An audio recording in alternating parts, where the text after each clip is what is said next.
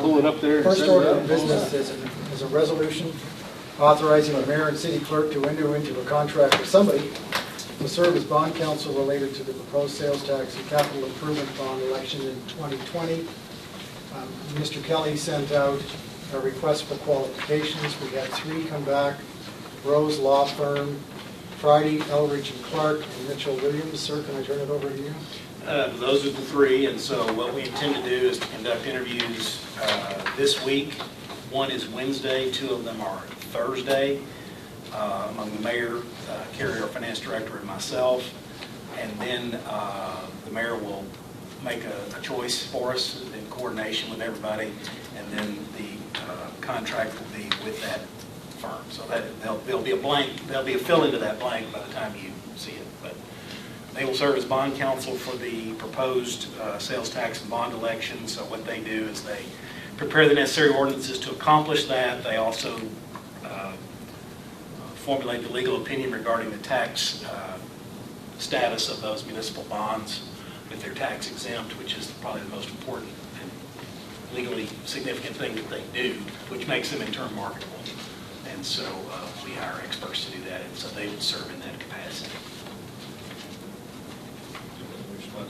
Any questions? 3. Rose Law Firm, Friday, Eldridge and Clark, and Mitchell Williams. I think all of them have local offices, but they are all headquartered in Little Rock. So I assume we would incur some expense, whether it goes forward or not. Right. Well, that's something will need to be discussed. I think it's, if the bond issue passes, those are the expenses that are a part of it that come out of the bond proceeds. I think it's possible that if the bond issue does not pass, it could be they just take that chance and walk away. That would be something that would be ironed out before we enter into an agreement with them. Anything else? Contemplating that at the regular session, we'll fill in these blanks. Right. We'll need to, in order to keep the schedule you all want to keep, and that is if we want to have this potential ballot question on the March ballot with the primary, we need to get on this quickly, because then we'll need to start having something before you probably in October to move the actual issue forward legally. So that's why we need to move ahead with some speed. So the choice of having it in the March election versus the November general? Well, that's up to you all. Well, you can really do it any time, right? Well, you can have a special, you can have it in March, you will determine that. That's within your discretion. There are certain times when you can't have it, or you can't have it in coordination with a school election or something. I mean, there are some, but if you have a rough idea that you think we want to try and do it in March, or we want to try and do it in summer at some point, or we want to try and do it in November, we just need to coordinate that with bond counsel, and they'll work with us on the necessary timing to accomplish that. It's not locked into March, that's just what the talk has been, so we're trying to get you ready to do it in March. If that's what you want to do, we'll need to go ahead. But it would save the city money, so you wouldn't have to have another election. Or the general election. Either one of those would be concurrent, and so We don't want to wait until November, though. We have a funded TV reaching 100 plus channels and thousands of movies on demand, all completely free voters and will lose affordable. sight of it. You'll have much more focus, and we're going to end up paying for a primary anyway, because there's going to be a runoff for the JP position on the East. There are already 2 running. There are going to be 2 Republicans running. So, but I'd like to make sure that it doesn't get lost in the presidential election, and the focus stays right where the focus belongs, and that's with the community. the other side of that would be is will we get enough turnout to get a good representation if you only have part of the city that's in the special runoff type thing? No, because I think there might be one on the east side, or sorry, on the west side. So We're talking about runoff? I'm sorry, I missed something. He meant a primary, not a runoff. Primary, okay, Yeah, all right, the primary, primary. yeah. Well, there'll be a presidential primary. I mean, there'll be state representatives and everything's U.S. Congress, all of that will be in the U.S. Senate, that's all it gets, it's the statewide primary, yes. And we would pay for our share of that. And JPs and sheriff, or not sheriff, they're No, we're not. Anything else? Okay. The second is a resolution authorizing and levying the millage rate of ad valorem real and personal property tax for the city of Bella Vista, Arkansas for the year 2019 to be collected in 2020. I handed out this evening. This came to my personal mail over the weekend, and it's from the county, and we get this every year. And you have to pass an ordinance or a resolution setting out the millage rate for the upcoming year. And you can see that Betsy shows you what the current millage is. And the fireman's pension and the police pension are separate from the general. If you need an increase in any of those, you have to go for a proper election. The fireman's pension is already maxed out at 1. The state law doesn't let you go any higher. You may remember in the last legislation there was a move to increase it to 4, and that didn't get any traction. The police pension is at $500,000. It still has another $500,000, but if you want to increase it by the $500,000, you actually have to go to the public and ask for their approval to do so. Then you'll notice that she needs this certificate by October the 20th. So therein lies the interesting challenge. First of all, we're far enough along in the budget process. I have sent you this, or I've left it in your place this evening. It's a spreadsheet showing the head count increases, 2 for CID and the police, a mechanic, a code enforcement person, the library, and then the fire department. We've put it in. It's not an increase in head count, but we have 9 people that are currently on the SAFER grant, which is a federal grant, and the percentage of how much we owe changes every year.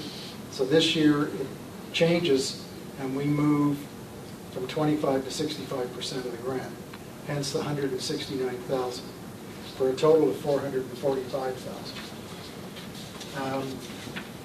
Now we have a number of options for you to consider, and I'm not necessarily asking for any kind of decision tonight.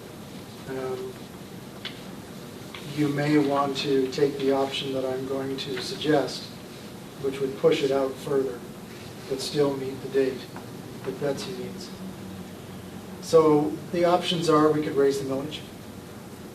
We could wait to see the impact of the internet sales tax. So let me dig a little deeper in that one. The internet sales tax came in on the 1st of July. We will see the impact of it around the 26th of September, because it takes that long for it to filter through the system and get back to us. Nobody knows what it's going to be. State, county, I've spoken to all the other mayors, and no one has any idea what this is going to be like. We're having an internal contest if the board willing to join.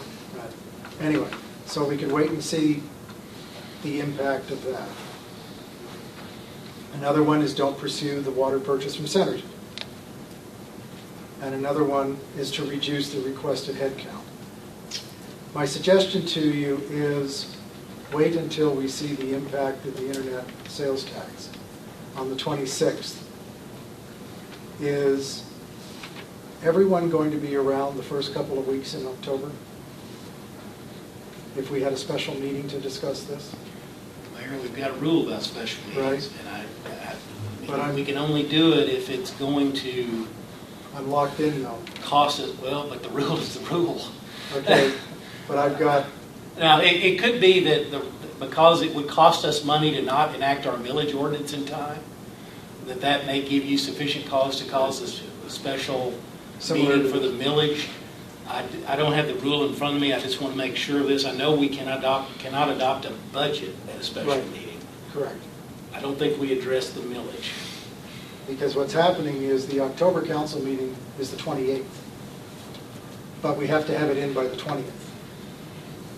But the September council meeting is a week from today, and we won't know the impact of the internet sales tax by then. So that's why I was saying if we wait to see the impact of the internet, then we get together and we can have a special meeting to discuss it. Does that sound reasonable? Well, it's not a matter of it being reasonable. It's just a matter of whether the rule will allow you to call a special meeting. Okay.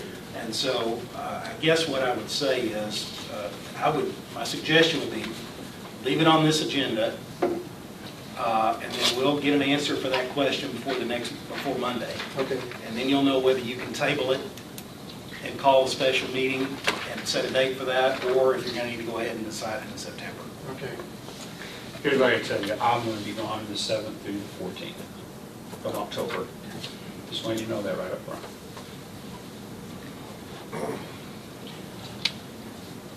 I know there will be days in the first part of October I won't be available, and I won't know those until after tomorrow. Everybody else okay? So far. I'm gone a few days, but they dovetail with some of the days he's out, so it's like 9th through 11th, something like that. Okay, I was thinking of around the Generally, 8th. it's Tuesday, Thursday for me. Normally, I wouldn't speak up about this, but this is another example of it, and it may be worthy of you all's determination whether you need to still have this rule that restricts your ability to call a special I meeting. agree. This is going, you're not able, here's where I'm afraid it's going to come up. You can't call a special meeting to adopt a budget, yet you have a budget that must be approved by a certain date. You have to do it by the end of January. If there's, if it's a tight budget and there's going to be a lot of thought and discussion and back and forth and debate about it, that's understandable. But you need to be able to call that meeting and have more meetings. You might need to have more meetings to discuss it or debate it than what you could normally have. And there are just circumstances where you need to be able to call a meeting and conduct business that's not necessarily someone's going to die or it's going to cost us $1 million if we don't do it. So again, that's up to you. Now that we've done this with the rules that we've done, it becomes a little easier task to do that. But I'm just going to throw that out there for you. That the reason it's difficult for your staff is that it requires a judgment call about what does it do if we don't do this, and that's the difficulty. That last comment you made, so this special rule about special meetings, is that out of the ordinance now and into Yes. something? When we re-adopted the rules, they were just as they Yeah, were, and we okay. just placed them over in another basket, but they're the So exact same. it is good. I thought that special meeting rule, I remember how and why it came up. Yeah, me too. I thought it was a little too strict. Not my decision to make. If anybody wants to look at changing it, I'll draft it, but I just want to throw that out. What is it right now? I apologize. What is it You that restricts us you from can being able only to do call a this? special meeting if it's going to basically cost money or people are going to be harmed if you don't have a special meeting before the next regular meeting. So, and then you also cannot adopt a budget at a special meeting. So what had happened was that there was a special meeting called that adopted the annual budget in a given year. And one member couldn't be here, and so he did not think that we should be doing that.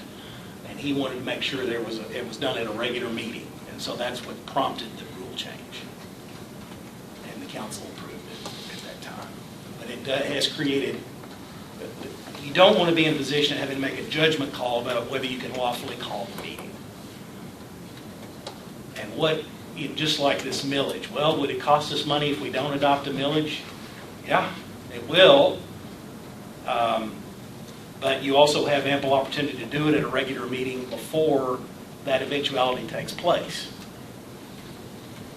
And then we have the extra twist, that we won't know the impact of this additional revenue stream before the September meeting. So it puts us in a bad spot. Or did you say impact people? Oh, and just like you called a special meeting for the storm cleanup, because you've got a safety issue there for people. And we looked at that and determined, well, that's cause to call a special meeting. That's a circumstance where you have people in a potentially harmful situation. You need to be able to address that immediately and it really didn't need to wait until the next regular meeting. But see, it's a judgment call. I agree. This is kind of vague. I think Yeah, it is. I think you could fit it in there. I don't know who's going to question it either. Well, what happens is that lawfully, you have to give 2 hours notice of a meeting. Right. So I'm not saying anything about anyone that would do this. We're talking about a council in 25 years. Everyone's different. And there's a mayor at that time that decides, I want to pass something. I know 2 of those people are out of town. I'm going to call a special meeting in 2 hours. I'm going to get the people in there I know is going to vote for it. But it still takes 4 affirmative votes to pass something. So it's still going to take at least 3 of you and 1 mayor in order to adopt something. But those are the kind of political things, just in all honesty, that could happen that are avoided by this. But then you all also answer to the public for how you do business. That's right. People might not like that, and they're not going to vote for people to do those What are kinds the of things. repercussions? I mean, what? The public perception and all of that, and how people react. For We all survived for cities- years without it. For all cities, does the mayor vote when you don't have?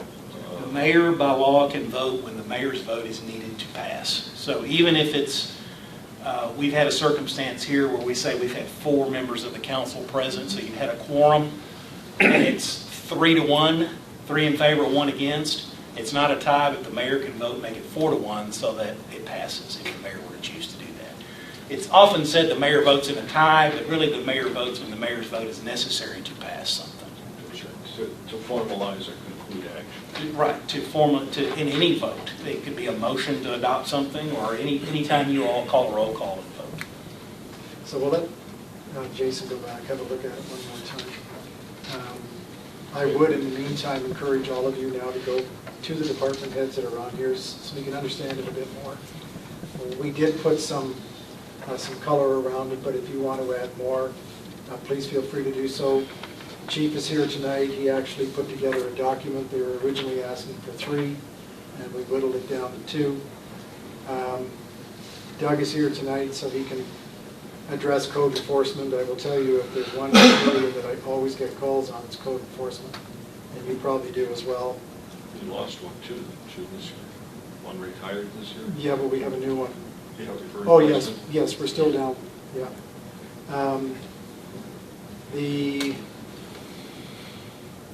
The mechanic, we're up to 153 vehicles, and the current mechanic's having a hard time keeping up. And the library, that's a result of the expansion. You may want to sit down with Suzanne. And then there's the SAFER grant. Chief is here tonight to talk to you about it. That's a grant. Chief, that was a federal grant, right? That's correct. And as we progress through time, we begin to bear more responsibility for the payment of salary. This actually helped us get our ISO rating down because we were able to hire 9 firefighters as a result of this. This is not a binding contract on us. If at the end of the SAFER grant, which I think might be next year, the year after, if we don't have the money, then we can release those 9 heads. Hopefully. Or a portion of them. Or a portion of them. I would not like to do that, but that was part of the deal when it came in from the feds. So I would encourage you to talk to the department heads so you're fully versed on this, and we'll get back to you about the actual ability to call a special meeting. Peter, I had a question about the results we'll have on September 26th. Is that 1 month that we'll know on September 26th? That will be 1 month, Yeah. yes. Time we get it. Only so much results. Peter, would you help me out here, draw a straight line from what we're contemplating in terms of the property tax relative to these Sure. additional headcount increases? Are we trying to fund these increases because they're not in the budget? Are we trying to fund them from, Yes, because possibly fund them from property tax Correct. increase? because we still have other things that we need to fund and continue on. We're anticipating probably a 2.5% increase on salaries this year. That seems to be the norm that Glenda's been looking at. A mill is worth roughly $500,000. It's gone up. Remember, it used to be 420 or It something. used to be almost nothing, but yeah, Yeah. and 500,000 isn't much. And so there's the first data point. And then we've been watching this grow, and it's at 445, not quite at the 500,000. The big unknown, Steve, is what's that internet tax going to be? Some think it's going to be 500,000. Some are thinking it's going to be $1 million. But in all honesty, nobody knows. And we don't need a vote to raise the millage. We can just do it.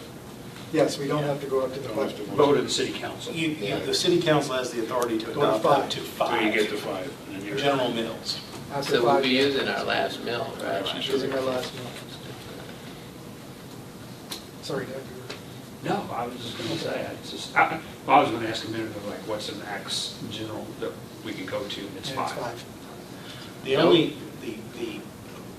all the other taxes that you would look at potentially would require voter approval. I can just tell you historically, the only other thing that has been discussed to some degree or another was having some sort of alcohol permitting, which would be some way to raise money in Bella Vista without having to go to a vote. But that has not been pushed thus far. So I know in the past, there's been a thinking that to leave something there that we could go for in an emergency if we needed to have a little more revenue because everything else required the voters. So that's why it has not been filed. But we've also got the 25% in place now on the reserve, which gives me some comfort because we won't be dipping into that unless all of us sit around a table and say, yep, this is truly an emergency, we need to get in and get those funds. And we didn't do it for the cleanup. We found the money out of the existing budget this year. And that's always my hope that that's the way it'll be. You and the department heads should be credited for that. Well, it was actually Carrie who sat down and she ran the numbers for me. Who hasn't spent what and how much are they under? And then we got everybody together and went through it all, and we whittled it down, and it worked. This year too, didn't we lose like an exemption on tobacco tax or something? We did. in Bella Vista? I don't know how much that is in Bella Vista because our retail on private tobacco isn't as large as some This was other another cities. one that's slipped in on the legislature this spring. I didn't find out about it until the mayor of Garfield called me, and he's extremely upset because that was a major portion. So what happened was, and Jason and I spoke about this, so he's got the history much better than I. But years ago, it was decided that border cities, excuse me, would get a reduction or get some relief on tax on cigarettes, so that people wouldn't go over the border and purchase elsewhere. And so ourselves and Garfield, everybody around the edge of the state got this exemption. Well, they took it away, and nobody knew. The municipal league apparently knew about it, but didn't do anything about it. I'm now going down to a meeting with some of the other fringe mayors to meet with Mark Hayes to see if we can't get it on the agenda for this coming spring, because it will be a special session. Don't know how much that's going to be. I can't gauge the impact, I have no idea. Yeah. But I personally went around to each establishment that sells cigarettes.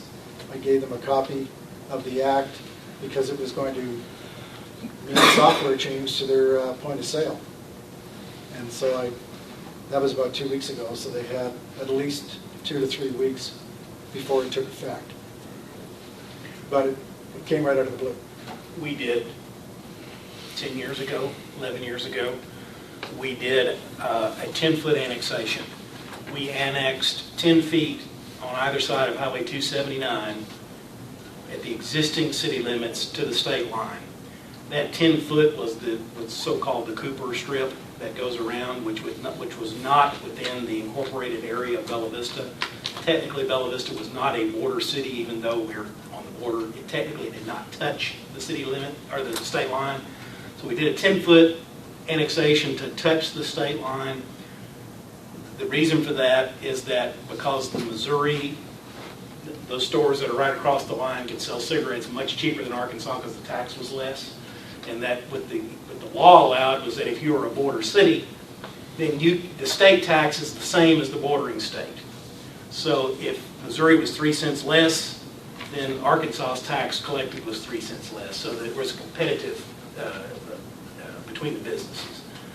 With that gone, now it's the full Arkansas tax is collected, which could put the Arkansas retailers and Bella Vista retailers at a disadvantage compared to Missouri retailers. Okay, so we still owe you a note back about the ability to call a special meeting. Doug will try and do it before you leave on the 7th, if it is okay with Jason after he's looked at it, and Larry and John, if you could let me know your dates as well, please. So Peter, just so I can sleep on this and make sure I'm processing it properly. These are head counts that are not in the budget today. Correct. And we would like to add them for next year. Correct. And we don't have a means of funding those head counts at this time. It'd be pretty tight in order for us to do it. Now, the SAFER grant, they are in the budget, but only the portion that we're responsible for, that the feds don't pay, federal doesn't pay for right now. Correct. It's just getting ready to increase. And then the year after that, it goes to, we have to fully fund. Steve, you got 1 or 2 years left after next year. This, next year, that's it. Okay. Next year, that's it. So next year we get, what, 35% more then? That's correct. Okay, you know. Yeah. So, and I think from what I've read from some of you, you still want to keep the money aside for the, for the potential purchase of the water. And so we want, we don't want to touch that. We want to leave that alone as we build the budget for next year. Because we won't know that until December when we do the final vote on this thing. And by then, we'll be voting on the budget. What's that? That issue's on November. On the November? Okay. So,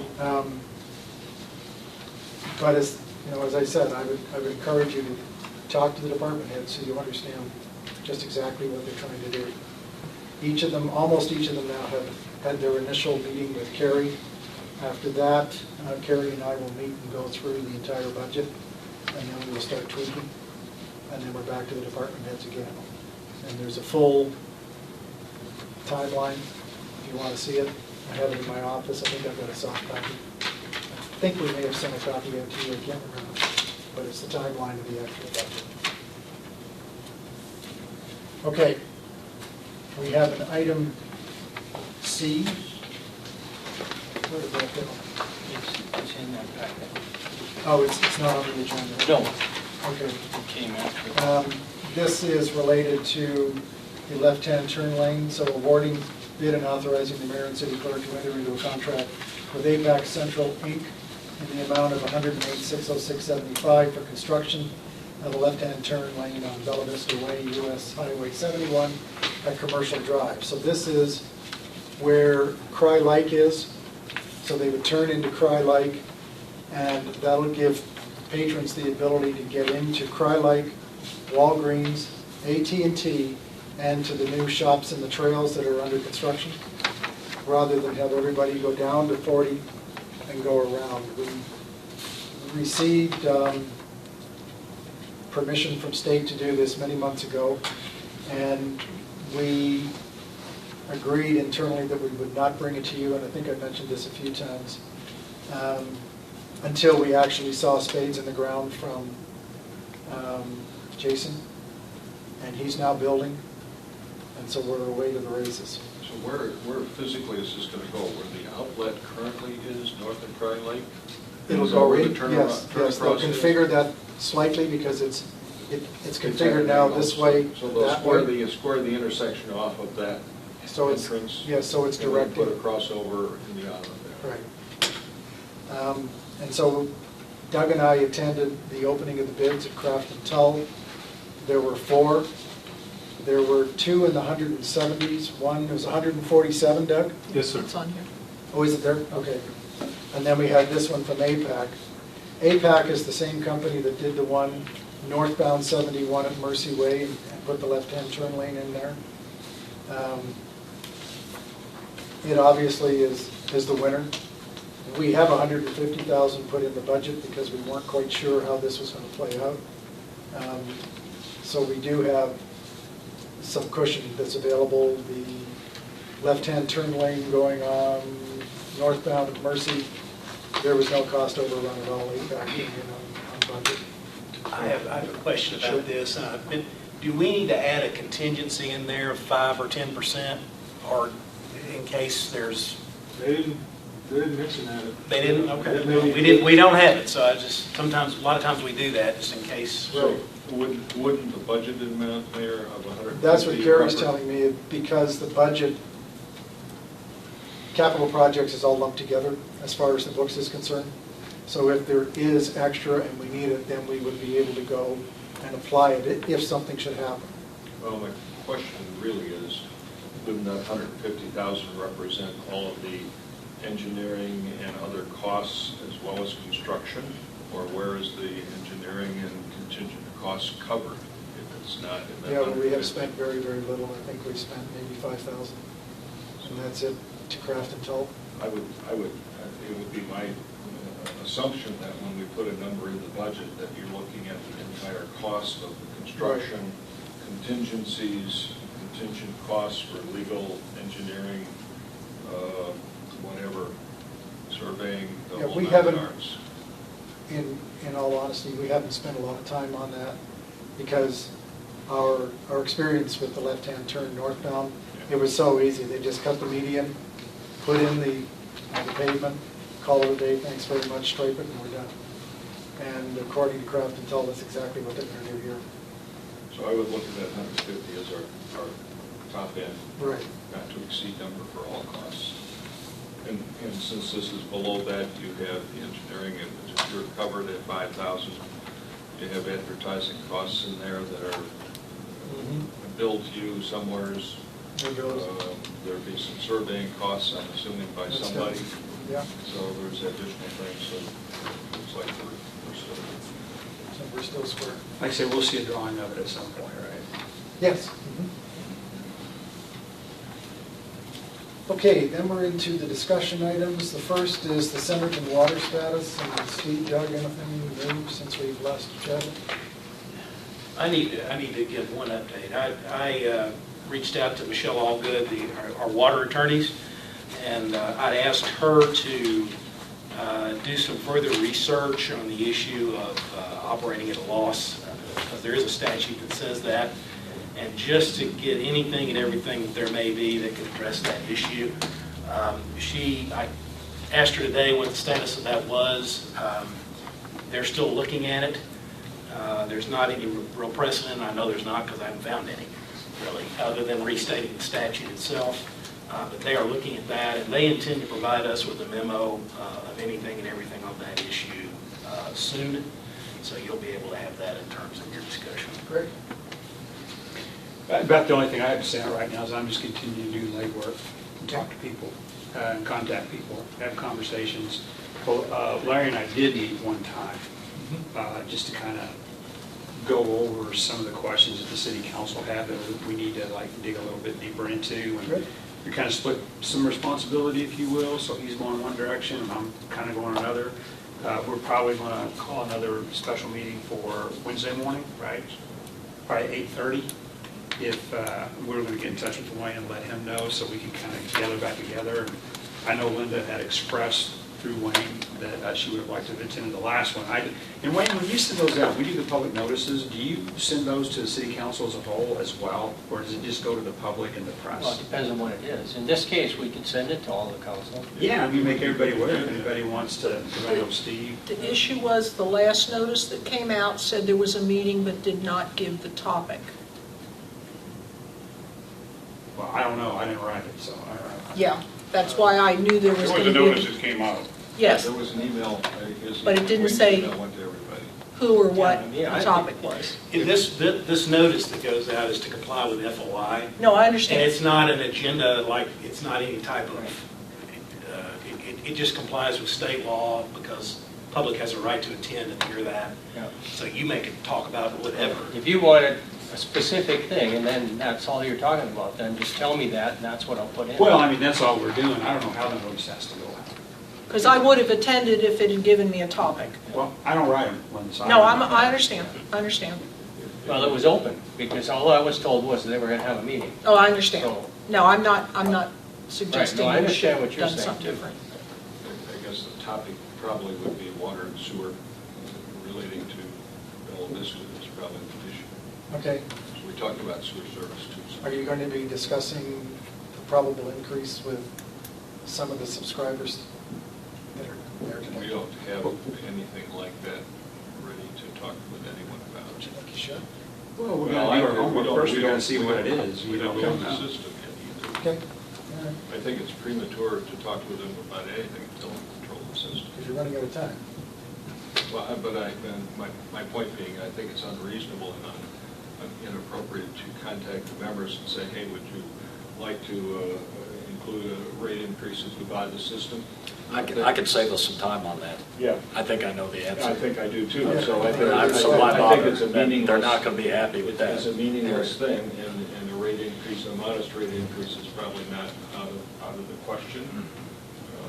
the reality is, I know Centerton is looking at those kinds of things, as are other utilities, so it's not unreasonable to anticipate a modest increase in particular.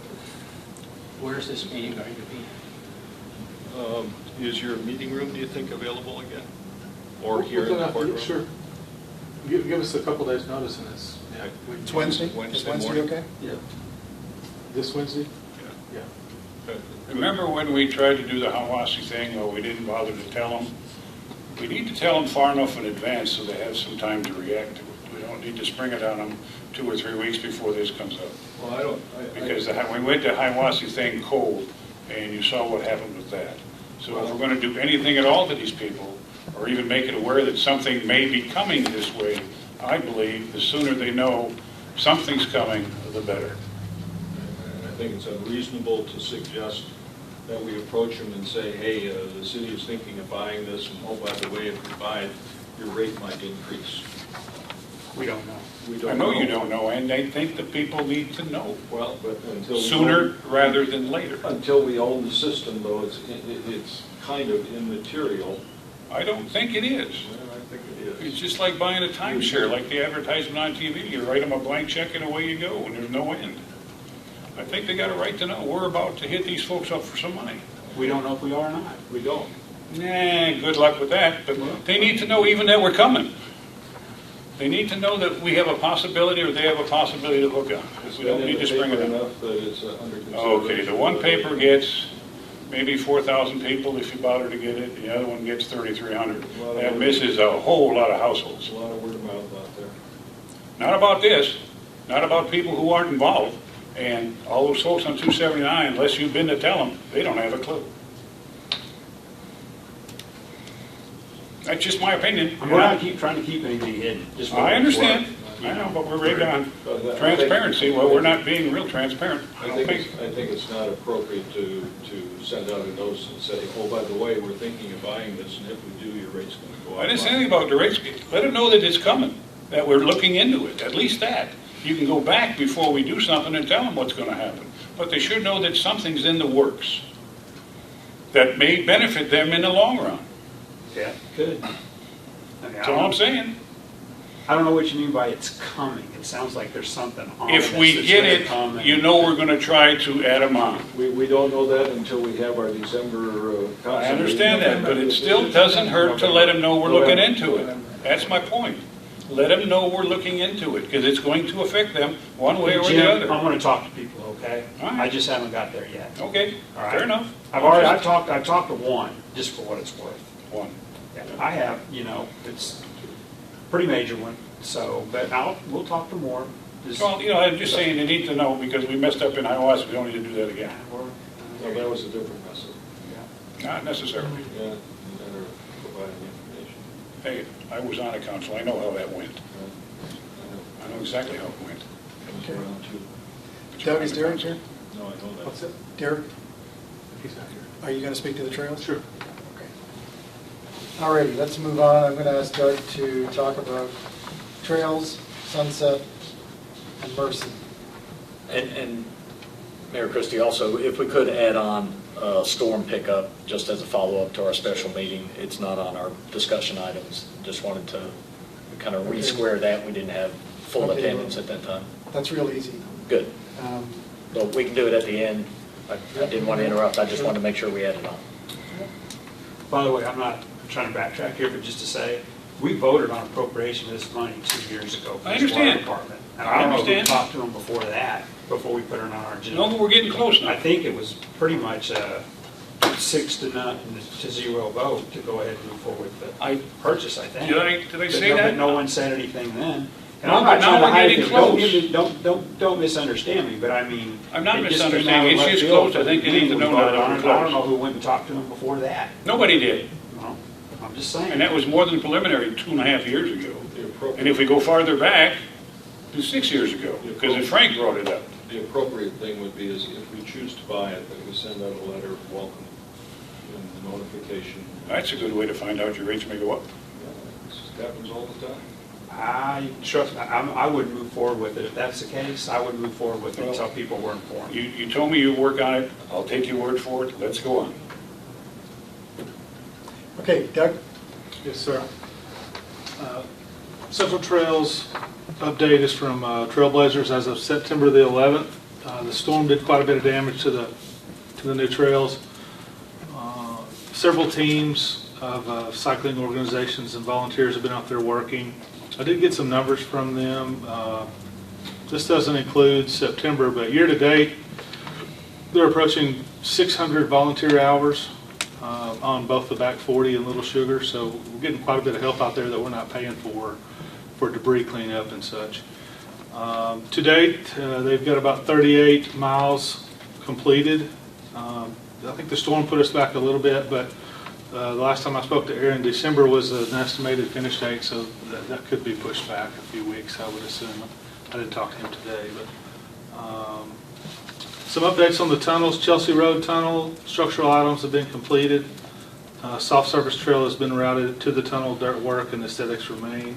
Highlands Boulevard Tunnel, the tunnel is nearing completion and traffic is being reinstated. Colin Hills Drive, work has been resumed with some utility reroutes set to begin soon. 279 and Nottingham Drive, they've located about 13 utilities, so they're working with the engineer CEI on a solution for that. Oldham Drive crossing, the RRFB surface crossing, the bases have been pulled and we're waiting on towers. Cunningham Drive crossing, the RRFB towers have been installed and they're waiting on signs and LEDs. That's all I have on the trails. Okay, I had asked Derek to get in touch with Aaron about the AT&T and the potholing. Did he call him, do you know? You talking about 71? No. Oh, the one that Uriah did over there. No, all the other tunnels. Oh, yeah. You know, we're waiting for AT&T to finish. I Did you did. call them, do you know? I haven't heard an update on that. I can email you an update as soon as I get it. Okay. Questions on the trails? Given the storm and the extra effort that might go into repairing that damage, what does that do for us in terms of the original grants? The way I think it was presented was that for the first 2 years, there were no maintenance costs associated with the trails. No, they gave us $50,000 for the first 2 years. So we'll be eating into it a bit, and I'm going back to the Walton family once I know the actual cost of the storm and ask if they'll reimburse us for it. So the city may well expand the funds for maintenance of central trails Yes, prior to the 2-year period. Correct. It'll be very little, but anything that's related to the storm, I intend to ask for reimbursement. If it's not a result of the storm, it's very little. We put into play the same volunteer program we had on the Back 40 that's run through the police department, and we have, last count was about 45 that I saw on the block. 45. People out there actually cleaning the trails. You say that's run through the police department? Right, because the police department are also patrolling on the trails. If you sign up to help us clear the trails as they're building, then you have the right to be on those trails on your cycle once they finish building, and you get a little tag that's on your Right, handlebars, right. and our police check to make sure that you've got it and that you're on the Okay, list. okay, I see what you're saying. All right, so does the $50,000 that was provided for in the grant for maintenance for the first 2 years, does that suggest that the go-forward maintenance on those trails is expected to be $25,000 per year? That's a good question. You never know until the trails are built. And that's what we found on the Back 40. It could start that way, yes. But we spend considerably more than that on the back. We spend 35, and the PEOA spends 35 on the Back 40, minus 7 that we get from an event every year. Okay, but the cost is $70,000 for the back 40. That's what we're going to budget for, and that's what we hope to That is correct. stay within as we go forward doing maintenance. Correct. All right, I'm confused at how those numbers have gotten laid out the way that they were. I'm confused at how, if the back 40 takes $70,000 a year, how a 2-year commitment for maintenance amounted to $50,000, It was an arbitrary amount given to us by the foundation right? with no backup. So I think perhaps just for full transparency, as we kind of articulate what this grant provides for, it doesn't provide for 2 years of maintenance. It provides for $50,000 worth of maintenance. Correct. If that lasts 6 months, it lasts 6 months. If it lasts longer than that, it lasts longer than that. But there's no protection on the part of the city. That's true. For any kind of cap. That's true. Except we're watching it very, very closely, as I am going to stretch it for 2 years. Is the POA paying half the maintenance on the central trails, like the back 40? No, because the grant was for the maintenance. And until we accept the trails and finalize the agreement, because there'll have to be one more agreement if I remember correctly. Yes, there'll have to be, the license agreement for the POA land will have to be finalized once the placement is put in. And that's where we put in, if I remember correctly, that's where we put in the actual cost as well. The maintenance agreement is separate from the license agreement. The maintenance Oh, agreement that's right, is a yes. separate deal. And we've already signed. And we've already done, That's right. I mean, the license agreement for the central part, I believe, has been done, except the exact location has not been That's true. finalized, which is done through GPS. But the maintenance agreement is a separate agreement. Yeah. And it's going to be 50/50 in the central like it was in the back 40 here. I don't know what the future is, I know it does now, I don't know what the future is intended to be. Plus, the proposed assessment increase indicates that the POA will not expend any additional funds on trails for the next 3 or 4 years. Building trails is the way that I've been told. Yeah. I don't think that's what they said at the meeting. That's what their literature says, and that's what Tom's telling me, is building trails. Okay. And they've never had to expend any money on building trails. I think what he was addressing is this part of the master plan had additional trails out further west. On the west side. And I think what he's committing to is there would be Nothing happened. in that nothing time period. proceeding with those. And I would agree with that, too. Okay. The 50,000 is for everything except the back 40? Correct. Back 40 is separate. Mileage-wise, how does that compare? One's 40 and the other one is 50 miles. 50 roughly. 50 total when they get it done?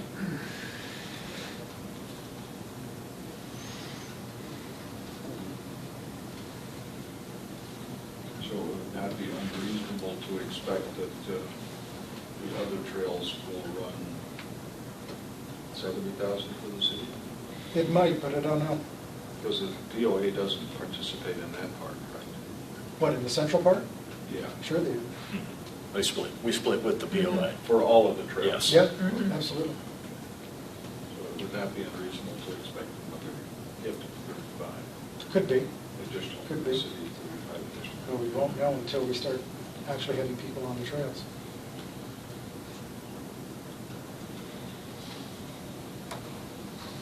Okay, Doug, Sunset? Sunset Road, we met with them a couple weeks ago, and they have proposed a new design on the rear wall that will run from the back of the building to the road, and I think that's going to be a big money saver for them. They've also opened a claim, the owner, against the construction company. I don't know how that's going to play out. They've been in touch with us, a few emails asking about the cost of some items, and we've told them that we've incurred some costs that were over and above what we would have spent had that slope not failed. So we won't know the tally on that until the project is complete. And the building is progressing nicely. It's slab and plumbed, and that back wall is fine. They're telling me as soon as they can get engineers drawings over to our contract engineer, and get those approved, that they can start work on that slope, and they say that that will go quick once they get that approval from the engineers. They still can't give me a timeline on that, though. They couldn't tell me today whether they were going to get those engineering drawings over tomorrow or in 2 weeks. So I'm hopeful it's sooner rather than later, because that was 2 weeks ago when they proposed it, and they've been working on it for 2 weeks. So They won't get their certificate of occupancy until that road is built and passed by us. that's what I told them. Are y'all okay with that? What about the liability policy? Yeah, they're going to pay for that. They're wanting to know how much they're going to owe us, because they're going to make a claim on this insurance. So, I mean, we've had some out-of-pocket related to it, and the owner's intention is that we recoup those costs as the taxpayers, related to mainly additional engineering. That's the big thing. Well, I'm thinking about a Bond? performance bond for the repair of the road, and it needs to. Should it fail again? Should it fail again, and it needs to go for an indefinite period of time. And I guess 1 year and a 2 year to me is not an indefinite period of time, because literally if it fails, it could be 5 or 10 years out in the future. So. Well, frankly, I think 5 or 10 years is probably too long. What I'm being told is the norm is 1 to 2 years. On normal construction, I would tend to agree with you, but you have a situation here where it's placing the city at risk in terms of anything if it fails after that bond. One thing important to remember is that they're going to be building this road to our approval. And so we need to make sure that we are sufficiently requiring that road to be built where that doesn't happen. And if the new design compromises any of the longevity principles or creates any higher risk potential, then it's probably not a good acceptable design. The planning commission reviews all these plans, right? Yes, in fact, that new wall will have to go in front of the planning commission, Doug? Well, the proposal is to eliminate the wall, and yeah, we're going to have to run that through. But the road itself too? Well, it's part of the whole, I mean, Yeah, I'm not sure that would require more than the engineer looking at it, but Like the whole plan, because The they're road. changing, will have to go to the planning commission. This will have to be approved by the planning commission, right? I'll have to check on that road, on the I think you'll road. find it I'm not will sure have that, to, I because think even that's if they're already, changing the wall. At a minimum, it might require staff approval only, but the city will have a look at this and have to have I'm some. not so sure that triggers a large-scale approval by the planning commission. I'll have to research Okay, it. we get it, okay. Okay, Mercy Way Bridge, Doug? Yes, sir. Well, we officially got the $2.4 million grant from RDOT, and I've since learned from Northwest Arkansas Regional Planning Commission that they have committed and set aside the remainder, the additional $2.2 million for us for the next year.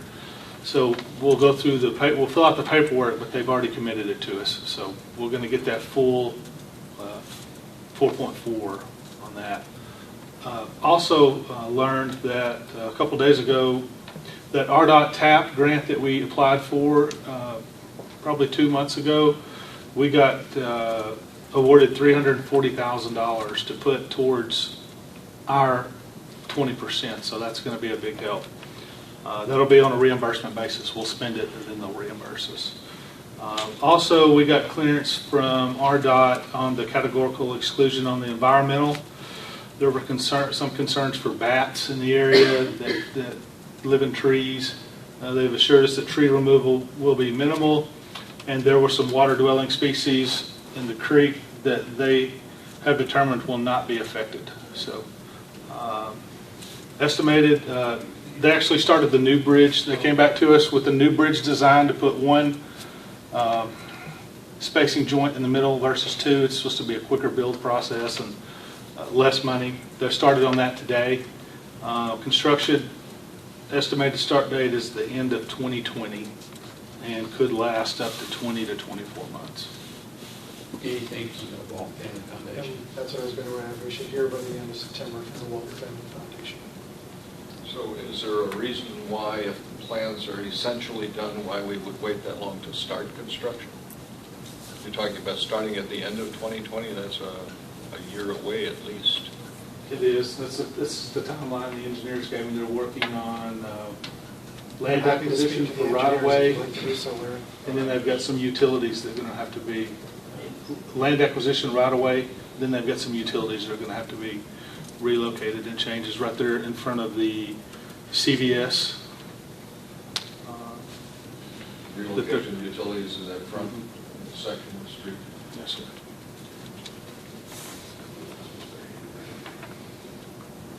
Kingsland traffic, any more questions on Mercy? Kingsland traffic light. Last week there were crews out there working to locate the exact location of those fiber lines. They did find 4. And so they're not going to be able to put the foundation piers where they initially thought they were going to put them. Bill at Craft and Toll is working on a design solution that would potentially move those foundation piers a little further west towards the creek. The highway right-of-way extends way out into the creek there, so they can build that up a little bit and make that erosion-proof so that they could stick a pier on it. I think that's what they're looking at doing, is maybe building a little shelf out there to put the pier in it. It's going to have to go deep, but they think they can use the existing pole and mast arm that has been delivered on site. I'm sorry, so where they're moving it to now? Just a little bit further west than where they had originally planned. Okay. So instead of being close to the road, it's going to be just a Because I little thought you bit. said creek, and I was like, No, they own, their right-of-way is all the way to the creek. It's longer Oh, than I you think It goes out in the creek, actually. Okay. We didn't think it was that wide either until they said, no, we got to go over it. Okay. So that translates to mean that that mast arm that comes off from that pier will have to be longer to get out where it needs to be? He doesn't hope that it will. I think it's He doesn't think 72 so, feet. no. He thinks it'll work. Really? Oh, Good. that's good. It is. We touched on the southbound 71. Steve, the next one is yours. City council response, just to review for the first occasion for city council to have an opportunity to respond to public input. You know, we discussed when we were doing this that, you know, the kind of the risk side of having city council response is that somebody misspeaks or takes off in a wrong direction. And I think, Jim, that was your concern. And I think it is important to look back on how that went the first time. We do need to stay in our lane here, and I think what I'm referring to when I speak to that is that this is not necessarily for us to start issuing variances on the fly for somebody who might be concerned about a particular ordinance. And I think in those cases, the best we can do really to respond to somebody would be to say, hey, I hear your concern. I'm willing to look into that ordinance. Any one of the members of city council can take that initiative as a way of follow-up, but we're not here during the city council meeting to try to work through a variance approval for somebody who might be concerned. So I think we need to be aware of that. We do need to be, I think, mindful of the role of the city council as we're doing this. It wasn't the intent for the public input session to become anything more than an opportunity for city council to acknowledge the speakers who are there, to perhaps make a commitment for some follow-up action along those lines. And it really is important that we follow protocol, and that is that the public input session has been concluded before we begin with city council response. So that's the way it's lined up on the agenda. We need to practice by that. If we're not practicing by that, I think this is much more likely to become a free-for-all and wouldn't be in the intention for how it was brought to the agenda in the first place. Any comments? nope. The only thing I'll say is, you know, we're starting to rapidly approach the first of the year. And one of the first things city council is supposed to do is organize. So if anybody has any thoughts, you know, going into 2020, how we may, you know, if our meetings are laid out like they want to be, that's fine. But if there are any tweaks or things we'd like to do to that agenda, that now would be the time to think about them and table them and have a conversation about it and continue to make some more adjustments if we think that they're necessary. So I just, Okay? I'm sure they, Query would be is, do we have a street committee? Yes, we do. Not not a council committee of streets. That's correct. But there is a street committee that Mike heads up. John's on it. And so what is their function compared to, Compared to what? we don't have any other committees, so, I mean, what is their role in Well, life? sure. I mean, there's a library advisory committee, there's an arts council, there's the A&P commission. So what are you trying to compare it to? Well, I'm just trying to grasp, do they have meetings? Do we Yeah, know they about have when those- meetings, John, why don't you? Yeah, Do we I have, do we get actually, notices of those meetings? no, I actually have been chairman of that committee for several years, and really, we function mainly in assisting Mike Button. And Mike Button's there, and sometimes he has somebody else from his department, I'm there. There's a guy named Lee Clark that's on it, and we have a new guy on it whose name's escaping me right now, but he was active in the Dallas area and city management. He's a big plus to the committee. And we meet, we purposely have only one council person on the committee, so it's not a public committee. And we meet from time to time. We don't have a set time. We You meet. don't have a scheduled time, and you either meet that time or you don't meet at all? So No. you just call the meeting when you think you need one? Yeah. Okay. Yeah. I guess I would like to know when those are, since they're not a scheduled thing, I'd like to. The issue's going to be, if you're there and you're there at that meeting, And now then you get a public it meeting. becomes a public meeting. I think maybe the point you're getting to, what Bella Vista thus far has not done, getting also to Doug's issue about organization, is having standing council committees. In other words, a lot of cities will have the finance committee, and that might be half the councils on the finance committee. There might be a street committee, and that may be the other half. There might be a public safety committee, and that might be a different group of three or however many. And have some sort of a regular council committee. Either you have a regular schedule to meet, or you meet as needed, and those are public meetings, of course. But in cities where those happen, obviously finance is a critical one. A lot of cities would have the finance director in for all of those. There'd be a big review of the budget, and Bella Vista has not done that. As far as I know, we do not have any council committees. The committees that we have are these ad hoc committees that may have a member of the council or members of the public as well. We tried to set up a finance committee maybe 4 years ago, and it didn't fly. Do we have There a was no interest in council to do so. Sorry? do we have a council member in all of the other advisory committees? have two on the A&P. Two on the Yeah, because AP. that's That's a little the different. law. That's, Yeah. Oh, yeah, okay. I'm That's sorry, not sorry. advisory, they have real authority to. On the library, no, because they're an advisory. I usually sit on them, or sit in on them, but it's more to listen to see what they're talking about. These standing council committees are more about members of the council deciding and then making a recommendation to the rest of the council. Certainly, it's more geared toward the internal structure and function of the council. Obviously, discussing with the public and having those advisory committees are very important and certainly could be done. But it's an opportunity to have more of an in-the-weeds money talk about something that may be hard to have when you have the regular full meeting or something like that. Or fire and police needs, you have public safety, or you have street needs and have that discussion in those.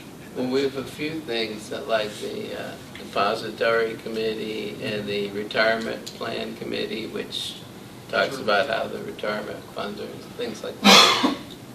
I don't know if those are legally required or we just have those. The retirement committee is part of our retirement plan. Yeah. But It's in the actual verbiage. it's a kind of a Yeah. separate thing altogether. There was a public safety advisory committee, Yeah, I was going to say, we used to have a public safety Yeah. committee for a number of years. and we couldn't find anybody to sit on it after people left because their term was up and they didn't want to continue doing it. It originally started as an emergency management committee, Jim. And then after the emergency management and the streets and the fire were settled, it then morphed into a public safety, and it lasted about a year. Jack And Felser the was only on. time, somebody like that would meet is if he's going to ask for something special or, people kind of thing and tell us as a group what's going on. You meet every month and just chew the fat for 10 minutes and you're sort of wasting your time. Yeah. It's almost like a as-needed kind of thing. Well, then there's things like the planning commission, the board of zoning adjustment, that you, Appeals. yeah, and you can't be on that if you're on council. And So those people who are on it those actually have. Those are standalone, Yeah, but they have a schedule and we know what it Yeah. is. yeah. It's a whole lot different than, we're going to have a meeting this month. No, we didn't have one last month, but.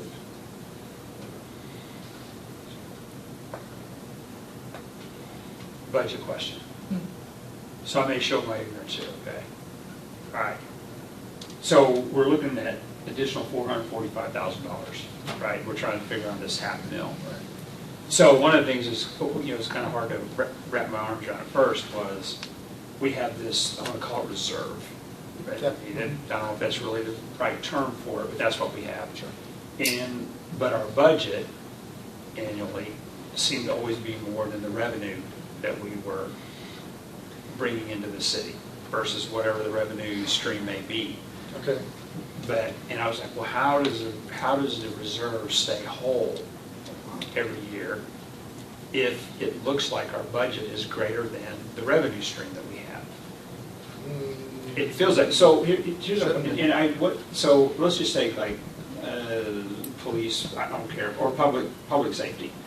So this year we have generated we've spent 3.2, I'm going to say $2.4 million. Our budget is $3.6 million, so we're like about $377,000. We spent about $377,000 less than what's projected year to date. And I could go through almost every department like that, and every year that seems like that's kind of the case. It feels like we over budget versus what we spend, which is kind of how we keep our reserve whole, right? Yes, that's true, but we also are very cognizant, when we send the sales tax out to you, and if there's shortfalls and deficits, then we look at, okay, where do we cut back elsewhere, because we have to make sure that we are staying within that. So if you look at the monthly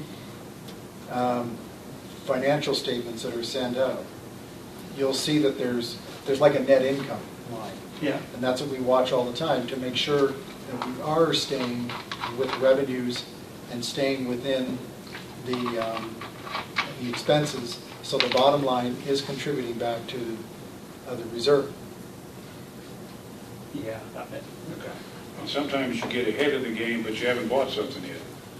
No, Or I you understand change that. times when you're going to get it. I understand it's not a straight line. And then there are transfers Number, but- to the streets department from the operations as well. Right. Okay? Yeah, I And understand that's usually at least $1.5 million. Doug, I think in the past, I'm not the finance director, but I think in the past, revenues have always been underestimated and expenditures a little bit overestimated. So that when revenues come in a little better than expected, it doesn't mean that the bottom line dollars to spend go up. But if you can manage to save money and your revenues are higher than what you anticipated, then you saved it. And then that was I guess that's kind of where that was put in the I guess that's big kind of bag. where I was. I think it's coming from. conservative budgeting is what it amounts to. Yeah. Well, I think it's a smart way to budget, is overestimate your costs, underestimate your revenue. Yeah, and I hear you. I mean, I see what's going on, and I And that's what we look at do. the budget every year. If you think about the left-hand turn lane southbound, well, we put 150,000 in there because we were not sure where it was going to fly. We were pretty sure it was going to be less. We didn't know how much. So I'd rather err on the side of caution. Well, let's come in at 108 instead of 150. The traffic lights were also a good news story in the beginning, anyway. Lord knows what's going to happen now. So yes, we tend to err on the side of. And I'm So not it's saying that's a good wrong story. thing to do, Because the last thing I want to do is keep coming to the well. Gee, I'm sorry, we messed up, it's really going to be $20,000 more. And For that reason, I think any dollars that are budgeted for construction, capital improvement projects, it needs to represent the entire bundle. In other words, all of the engineering, all of the legal, all of the right-of-way acquisition, all of the advertising, and a cushion. And you can talk to for Carrie, I'm overruns. pretty sure she does that. Because it all has to be captured, because that's the only way you can track the project. So when you talk about 150,000 and the bid came in at 108, we don't have 42,000 there, we have. Okay, we'll add another 5 onto it. We have 42,000 less what we've spent or what we. So it's 37,000. Right, yeah. It gets, I know, I Within mean, I watch 5,000 it pretty every close, every month, Yeah. and I get it, it just feels like some of this we may be able to budget for. It's 445 with our maybe, current and we won't state. know. I'm not even saying all of it, but Yeah. some of it. And then my next and last question is on the capital projects, as we know that we have this funding, extra funding coming in from, I forget what it was, $300,000. Does that spreadsheet get adjusted pretty like real time as we know? Because in our capital budget, we have a number, so obviously it just changed a little bit, right? Because we're going to get some more money that we didn't expect that we were going to get. So does Carrie make adjustments to that? She should, that- I'll have to go in And that 5-year overlay that she has, or 6-year, She whatever usually it is? does. I'll go and sit with her tomorrow and ask her. But she's usually very good at it. We're These still, are at the top. When we saved some money on the bridge too, right? Because they We decided they were say going to. $500,000. 500, right. Yeah, Then I want to be sure that's And I getting know that reflected was back put in in. that file. yeah, that was put in.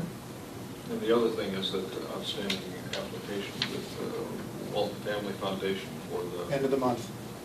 Yeah. What was the $500,000 saved? On the redesign. The of the redesign.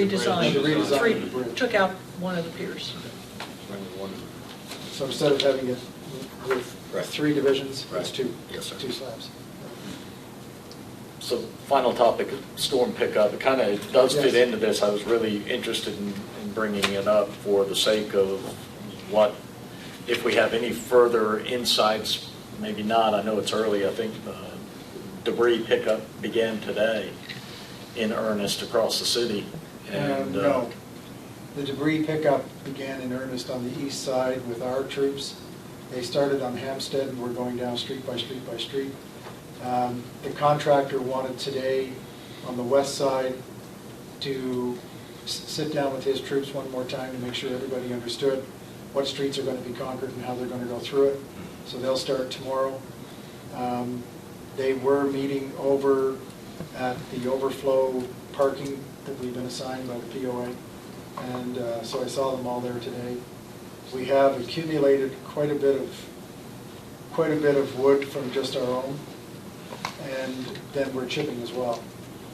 And so we will concentrate on the east side using our forces, and south of 340, north of 340, and the west on the highlands, we're going to let the contractor take that. Interestingly enough, we're seeing a lot of people who have already taken care of it, and for that I'm thankful. We have seen one church that lost quite a few trees, and they've cut up all the wood. They probably have 4 cord all sitting there, and it's free. Anybody who wants to come and get That's them. why it is our church. Yeah, that's right. Talk to your church. And they had 7 piles of brush that they burned because they couldn't get it over to the curb. So our fire department was there first to hose it all down, make sure, all around the edge. I would do pot, because I don't try to lengthen these things out. Any more conversation over an organic disposal site, I want to call it that, leaves, branches, because people do continue to ask, what are we going to do? Because look where we live, Yeah. and people need to have a place to go.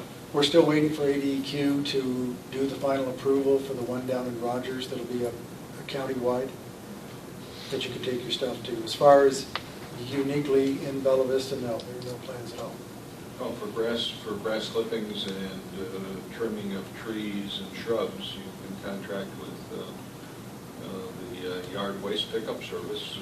Have as many totes as you feel you need. We have Okay. 2 of them. We typically fill both of them up every We week. can, that's through Republic, that's true. You know what, I apologize, I wasn't even aware of that. Yeah. I think we'll set you up for How like a much 6-month is deal. that? It's not It bad. goes from April 1st to November 30th. But I mean, how much is it? I think we pay like $94 for 2 of them. It's a weekly pickup. And they give you extra bins. It's pretty reasonable. Well, they're separate bins from your Right. garbage. And they're- You can have as many as you want, you pay by how many you have. So it's a good deal.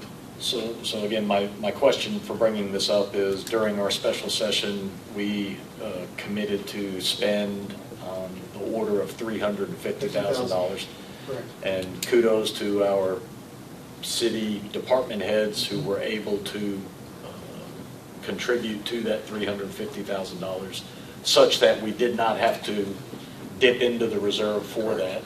But we didn't know at the time, and may still not know today, whether 350 is going to be adequate, or whether we're going to draw the line there, or whether we ought to be anticipating that there's going to be additional spend, and where might that come from? What we would do is, after we have finished with the contractor, which is 10 days, which, based on his estimate, that'll lead up to where, we need to be.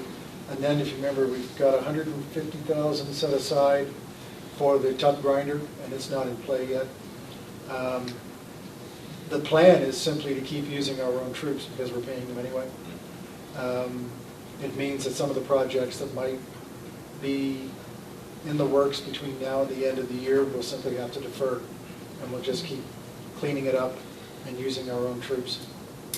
I think I hear you saying, as far as we are concerned today, 350 is 350. going to be what gets committed. That's what I'm going to try and hold to. Yeah.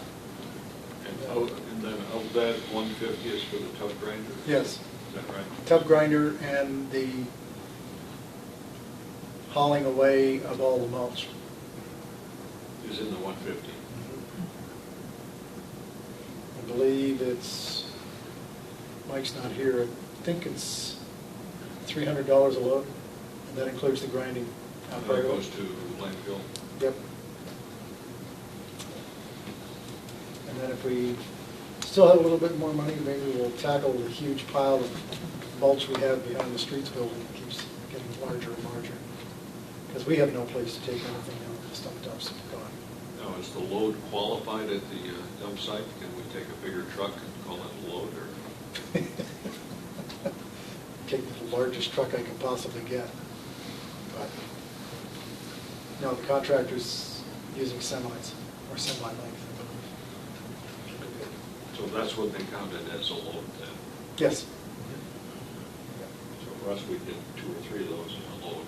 2 or 3 of our trucks would be. Yeah, our trucks are only 8 yards, I believe. Yeah, plus the grinding process really condenses that. That's right. Yeah. Wayne, you had something you wanted to bring up? Excuse me. Jason and I were talking about a rearrangement for the regular meeting. I have to see if the mics are going to work out for it, but we may, Jason and I move to a side table over here and have just the mayor and the council up on the dais. Reason being is that, especially the 3 that are on each side, if John really cannot see Linda at all, and so if we can make where there's just 2 on each side, and then 3 of you, the mayor and 2 aldermen up there, then I think you should be able to all see one another at the meeting when you're having a discussion. Yeah. And so then that also, because Wayne and I, we've got books and he's got his roll sheet and tape recorders and everything else, we could use one of these tables turned sideways here, spread it out a bit more, have the rule books and all that stuff there. Of course, the podium will still be right here, so they'll be addressing you, and then that'll allow you to have a little more elbow room and also be able to see one another a little bit All better. you need is big city phone books. Oh, so that's what we talked about doing, and so just got to mention that to Yeah, you. so You you'll might try probably once. see it that way next Monday, and if doesn't it's work. okay with everyone, then we'll do that going forward. Whatever works. It's better than having a spyglass going around, so Yeah. bends in front of us, Periscopes? so you can see John. Periscopes. Periscopes. Periscopes. Okay, anybody got anything else? Thanks, folks. Thank you. I'm assuming you know that-